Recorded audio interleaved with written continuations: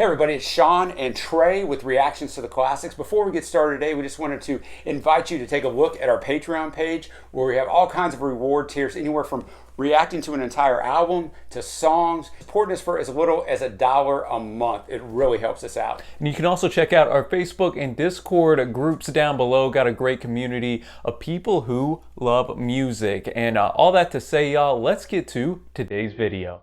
What's happening, everybody? Trey here, joined as always by my dad, Sean, and today we're going back to the great Neil Young, this time with his arguably most famous record. Yeah, I would say it is. In Harvest. This comes courtesy of our patron, Carl. Shout out to our guy, Carl, for this one. Be expecting a lot of Neil Young coming up in the coming months as we go through his 70s period. Definitely look forward to that. Carl here. And I guess we can just get into the quick facts of this record. It's his fourth studio album, recorded in February 1972, with an interesting story about the recording, which I know you're going to get to in a minute. It was the #1 selling album in America in 1972. Which shocked me. And it shocked Neil. I'll get to that in a minute as well.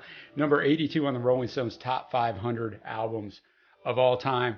Crosby, Stills, and Nash broke up in 1970, but Nash, Crosby, Linda Ronstadt, James Taylor, and Young all appear on here singing backing vocals. So that was a nice touch. Also, the London Symphony Orchestra is on 2 tracks.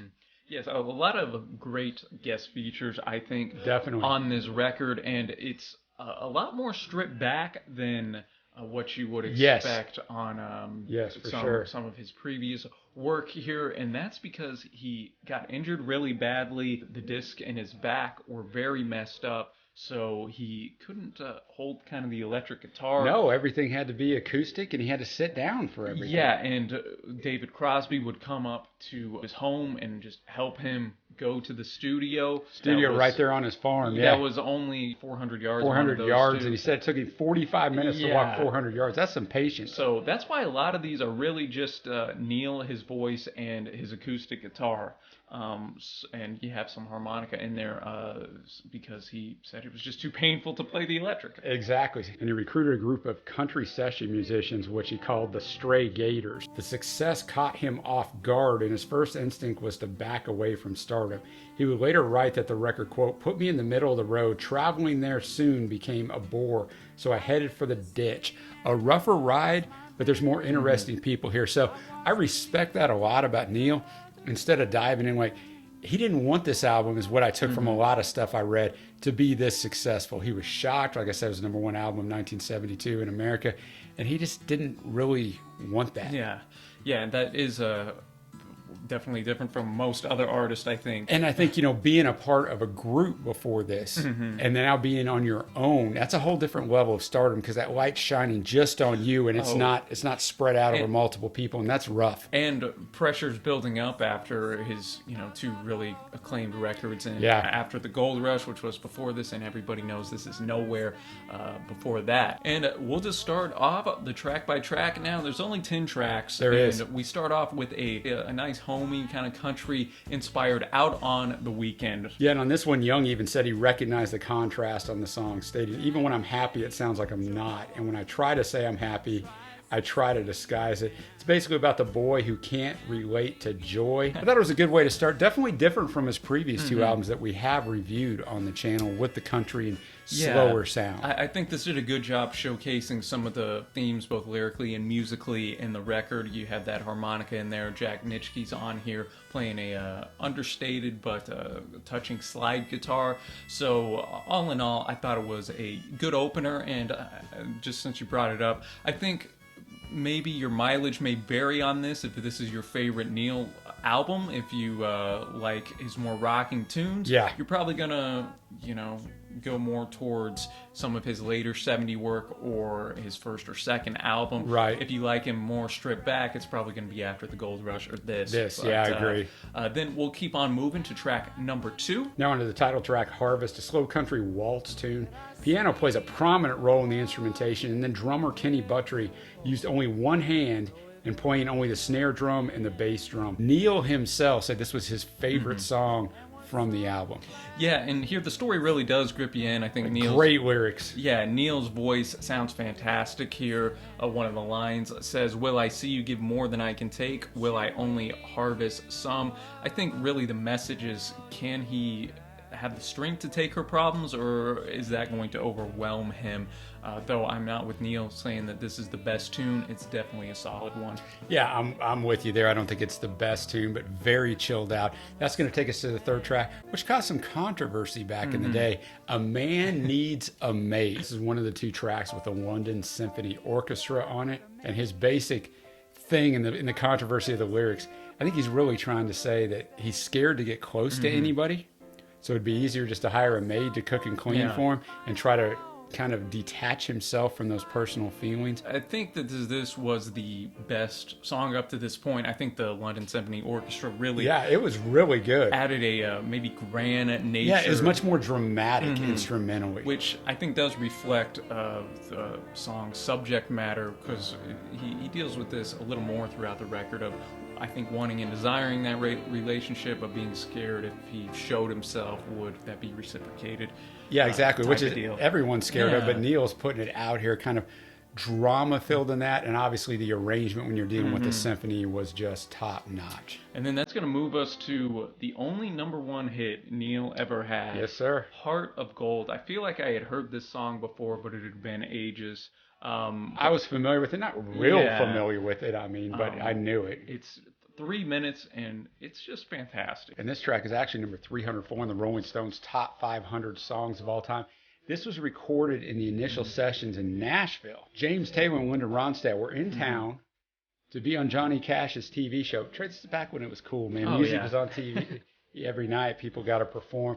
So they were in town, so the producer convinced them to come in, Ronstadt and Taylor, and sing backing vocals on this. Yeah, and one Robert Zimmerman, the great Bob Dylan. Bob Dylan. He didn't care for this too much. Noted in 1985 that he always loved Neil's stuff, but he didn't like this song in particular because he thought it sounded too much like him. Yeah, and he said, if it's going to sound like me, I might as well do it. But this song is absolutely fantastic. Yeah, in 2005 poll in Canada, it was ranked the 3rd greatest Canadian song of all time. And here you just got a great blend of the banjo, the steel guitar, the slide guitar. It gives it a rich, full sound to it. Neil really conveys some of the longing themes in here, how we all want that heart of gold to, I think, make us happy and complete us. But will we find it? Who's to say? And will it last? Who knows? But definitely one of my favorites on the record, and probably Neil's most famous tune. I agree, and that's going to bring us already to the close of Side A. And Trey, I got a question for you. Are you ready for the country? This one actually features Neil on the piano. It's pretty funny. It has a false start and laughing, so I like that part of it. Backing vocals with Crosby and Nash. This was one of them that was made in the studio, set up in the barn on his ranch. Very short lyrically. And true to its name, this did kind of throw back to that country sound with that steel guitar, especially gave it some of that country twang. I thought there were some interesting moments here musically, but I felt this was the weakest on the A side. But then we kick it back off on the B side, starting off with Old Man, which has a pretty cool story. It does. A bit autobiographical, because there was a person who worked on Neil's ranch in 1970 that this was loosely based off of. And here the song really compares a young man to an old man, as the song suggests, and how they're more similar than one might think. Yeah, exactly. And this one also had Ronstadt singing fantastic backing vocals on it towards the end.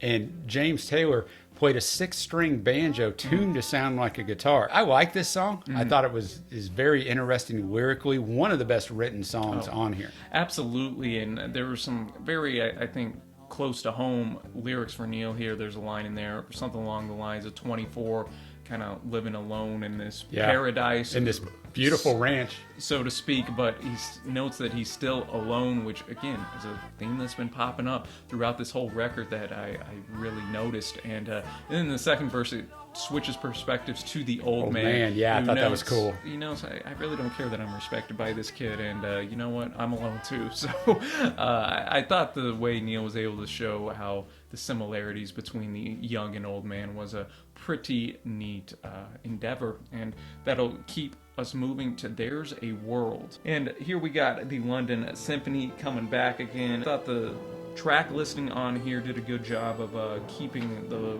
listener engaged with different sounds, and I believe here Neil's talking about finding purpose and figuring out how to find that in this vast world. Very dramatic again because of the London Symphony being on there. It wasn't bad for me. That brings us to Alabama. This is another song, Trey, in the back and forth with Sweet Home Alabama and Southern Man. His ongoing, I don't know if you want to call it a feud. I guess it's a feud at the time with Leonard Skinner. Later on, Neil had said that he didn't like the way it went down, and he took a lot of responsibility for it, but it's a protest song. Yeah, and we kind of noted a little bit of this on After the Gold Rush from Southern Man, and of course, Sweet Home Alabama came from this feud from Leonard Skinner, one of the probably their most famous song. Of course, yeah. I'd say that, or Freebird, and here he's noting, even though Neil said he thought he was a little harsh here, I thought there was a lot of moments where he was looking to reconcile with them. He notes that they do have one wheel on the track, even though one might be in the dirt. In the final verse, he calls for Alabama to kind of look to the rest of the Union and see how they're changing for the better with the times, and kind of encouraging them there and offering a point of reconciliation. So I didn't think he was too scathing. No, I don't know how you can be too wrong if you're calling out racism, man. He's just openly calling it out. So I definitely enjoyed that and respected that from Neil. Absolutely, and some great guitar playing in here as well. And then we're going to keep moving to another heavy song, The Needle and the Damage Done. Only a little over 2 minutes. And this is actually taken from a live recording, though it's tough to tell because it sounds so smooth and crisp. Yeah, I think when you have a lot of instrumentation, it's easy to do that. And yeah, he sounds great. And here, just as the name suggests, talking about drug Heroin. abuse. Yeah, most notably heroin, which would unfortunately come to rear its head in Neil's life when one of his great friends, Danny Whitten, would later pass away from heroin overdose, unfortunately. Yeah, and it appeared on the compilation albums Decade and Greatest Hits. On the handwritten liner notes included in Decade, Neil said, quote, "I am not a preacher, but drugs killed a lot of great men." Short lyrically, yet powerful. The last line, "but every junkie's like a setting sun." I just picked that out as the last line of that song because it's not going to end well, man. It's never going to end well, and Neil had to see it and not be able to do anything about it. And anyone that's lived this life long enough has had someone in their life that has some sort of self-destructive behavior, whether it's drugs, alcohol, or something else, and the helpless feeling you have when you just can't help them. Everyone can see it but them. No, I thought it was a very poetic tune. One of Neil's most haunting songs. Could have been longer, as good as it was. I mean, and one of my favorites by him that we know up to this point. And we finish off the record with Words Between the Lines of Age. A bit of a longer tune, a great interplay with the piano and electric guitar being the highlight, a bit more of a rocking tune than most of the songs on there. And here Young kind of looks out, sees the hardworking people, and in the second verse imagines himself being a little more, I think, blue-collar than he is. So I thought it was a great way to end the record. I agree. I don't have anything poetic or great to add to that. It's going to take us to our favorite tunes. It's 10 songs on here. 4 of them I put on my favorite list. Heart of Gold, of course. Me too. The Needle and the Damage Done. Yep. Harvest. I didn't have that one. You didn't have Harvest. A Man Needs a Maid. Controversial, hot take. Thought it was a beautiful song. I'd add Alabama to my favorite tunes in there as well. That'll take us now to our overall score of the record. Yeah, this one I had to listen to a few times because, as you said, it is a different sound than the previous 2 that we've done. A little bit more of a slow roll on me, but boy, once it rolled on me, I just, I never listened to Neil Young really at all until we started this channel a year and a half ago, and wow, it's fantastic. I'm going with an 8.75 on this. Man, you're stealing my notes here. Well, Come on, I'm going in 875 as well. This is my Oh, I said it first, so really you're stealing my score. This is my favorite Neil record that we've listened to up to this point, even though I really liked Everybody Knows This Is Nowhere. Yeah, it's fantastic. And I really thought After the Gold Rush was a pretty sweet record Yes. in its own right. But this, I think, it took some of those themes, blended them together, and took them to a next level. As I mentioned earlier, I can see why people would maybe like some of his other records more, if that's more your style and flair. But if you're really looking for great lyricism, fantastic arrangements, and some great guest features, I think you look no further than Harvest here. So let us know what you think of Neil Young's Harvest down in the comments section below.